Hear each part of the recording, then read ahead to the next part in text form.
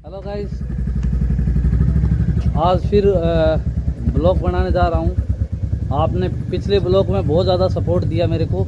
आप अपना प्यार ऐसे ही बनाए रखे। अभी मैं जा रहा हूँ, ये गोलू ने बाइक निकाली है, अभी निकाल के जाने वाले हैं। गोलू कहाँ जाएंगे हम? आज हम सदानाथ जी जाएंगे। हम आपको सदानाथ जी का व्यू देंगे कैसा है। ये सरदारनाथ जी का आश्रम है, हम वहाँ जाने वाले हैं।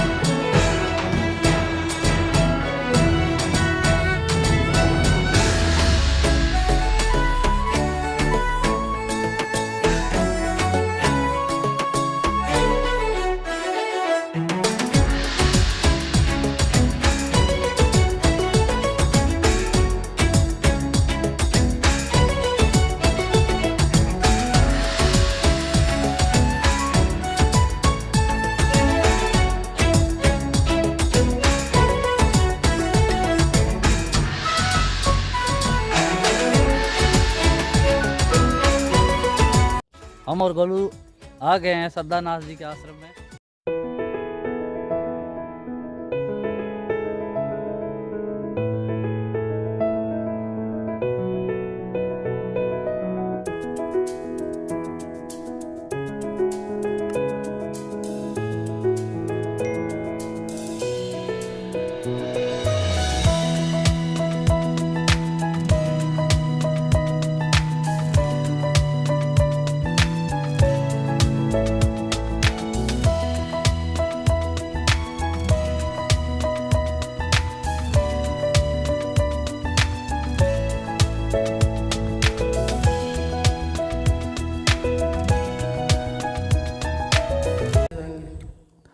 नमस्कार दोस्तों, मैं यहाँ आया था। सिद्ध पीठ है, नाथ जी महाराज का स्थान है। तो भी ये मेरे साथ जुड़े हुए हैं, आपको बता देंगे। अभी राजस्थान के शेखावाटी क्षेत्र में सीकर जिले के लक्ष्मणगढ़ तहसील मुख्यालय पर सिद्ध संत श्री श्रद्धानाथ जी महाराज का ये समाधि मंदिर है।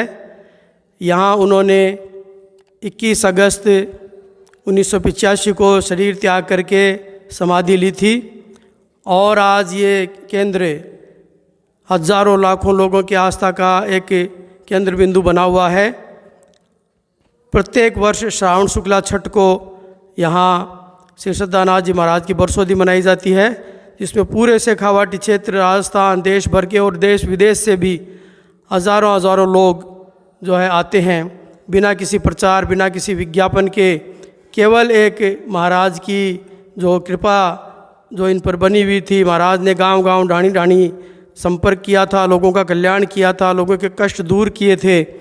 तो उस प्रभाव से आज करीब 38 साल से ज़्यादा हो गए, फिर भी हजारों लोग वैसे ही जुड़े हुए हैं। और आस्था का ये केंद्र आज देश का एक प्रमुख जो है श्रद्धा का केंद्र है। श्री श्रद्धानाथ जी महाराज का जन्म आषाढ़ शुक्ला द्वितीया संवत 1975 को लक्ष्मणगढ़ के पास पंदलावा ग्राम में हुआ था।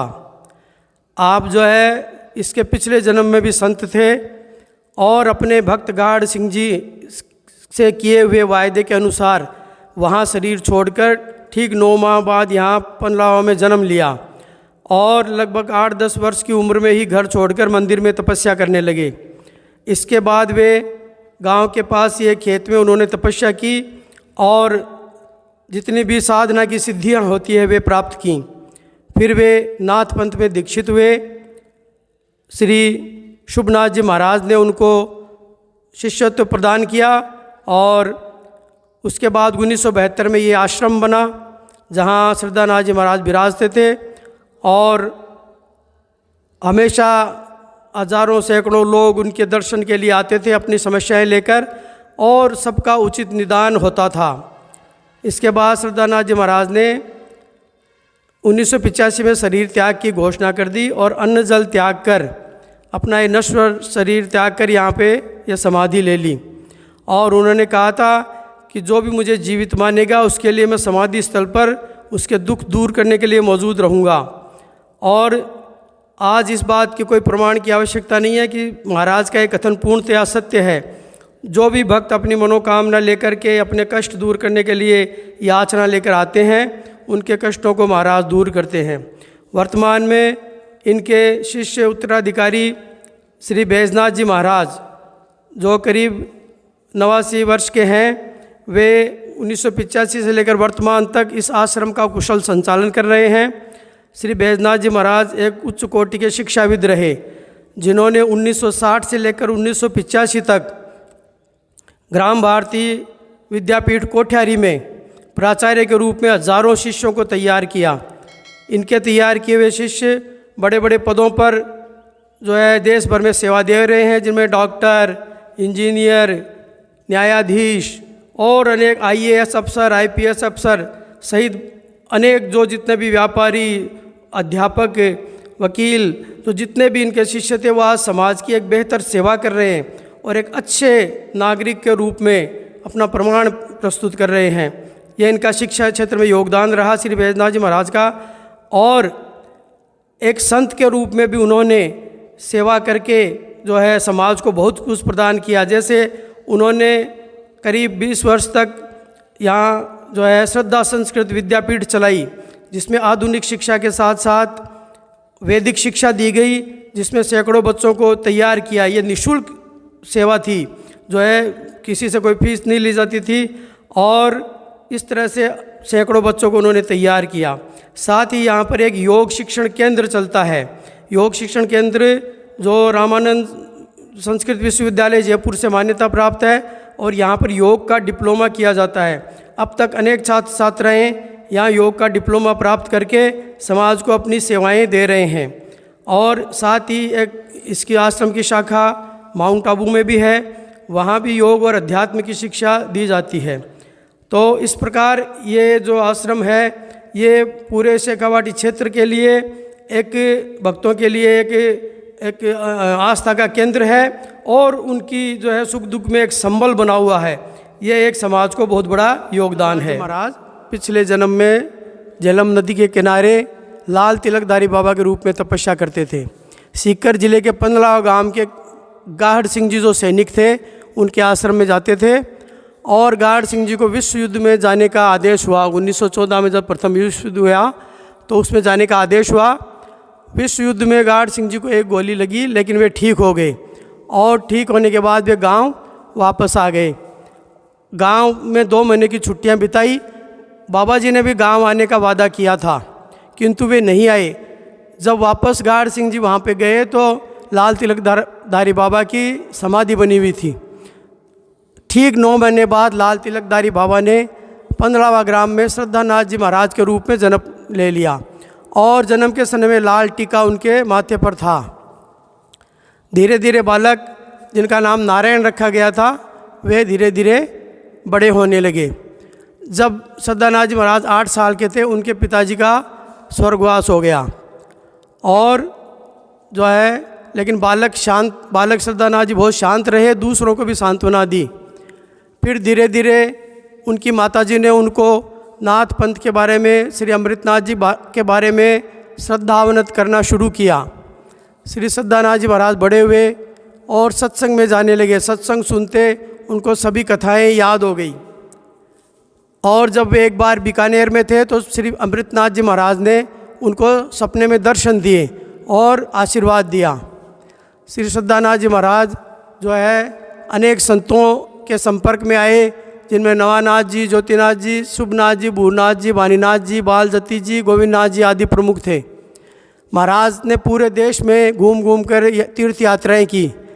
जो वे पोरबंदर, द्वारिका, जूनागढ़ आदि गए और अनेक स्थानों पर जाकर के दर्शन किए। इस प्रकार वे भारत के सभी तीर्थ स्थानों का दर्शन करके जो है राजस्थान आके पुष्कर में गए और फिर हरिद्वार पहुंचकर वहाँ गंगा स्नान किया। वे अपने जीवन में अनेकों बार हरिद्वार गए थे और जो है इसी क्रम में वे अनेक मंदिरों में गए। बंगाल में जो है दक्षिणेश्वर काली माता का दर्शन भी किया और इस तरह से अपने संत जीवन को वे सफल बना रहे थे। ये श्री सद्दानाथ जी महाराज के अनमोल वचन है। श्री सद्दानाथ जी महाराज ने कलकत्ता के बाद जो है सेतुबंध रामेश्वरम में दर्शन किए। इसके बाद वे वापस लौट आए। नवानाथ जी महाराज के दर्शन करके उनको आदेश प्रणाम किया। इसके बाद जो है शुभनाथ जी महाराज ने उनको योग दीक्षा देकर नारायण से उनको श्रद्धानाथ का नाम दिया। उनको नाथवन में दीक्षित करके चादर ओढ़ाई गई। इस प्रकार वे पूर्ण रूप से संतत्व को प्राप्त हुए। इसके बाद वे गांव-गांव घूमकर धर्म का प्रचार करने लगे, लोगों की आध्यात्मिक शक्ति को जागृत करते थे। उन्होंने बीकानेर, कोलायत जो है दर्शन किए और अनेक जो है दर्शनीय स्थलों पर वे जाते रहते थे।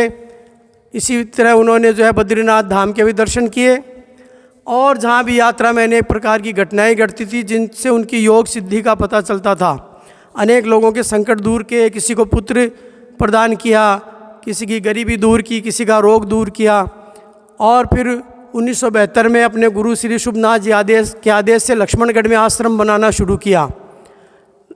1972 में बनाए आश्रम आज तक कुशल पूर्वक संचालित है और श्री सद्दानाथ जी से मिलने के लिए आश्रम में अनेक बड़े बड़े संत आते थे, जिनमें महंत अवैधनाथ जी, श्री करपात्री जी महाराज सहित अनेक संत थे।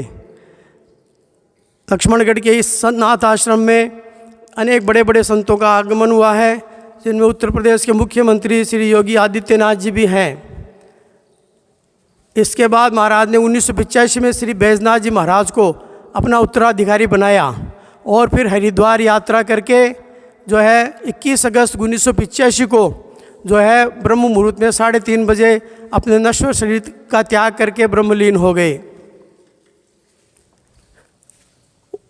प्रत्येक वर्ष श्रावण शुक्ला छठ को उनकी पुण्यतिथि पर हजारों लोग यहाँ शीश नवाने आते हैं। आपने बहुत बहुत धन्यवाद। बहुत ही ज़्यादा आज खुशी हुई मैं अठायो अठू वार्तालाप करी, बातचीत करी, नाथ जी के बारे में बहुत कुछ बातें बताई। मैंने बहुत ही ज़्यादा खुशी हुई। आने बहुत बहुत धन्यवाद। मैंने इतना टाइम भी दियो और इतनी देर बात भी करी। आप सगड़ा ने बहुत धन्यवाद पूरा वीडियो देखने खातर। जय श्री नाथ जी।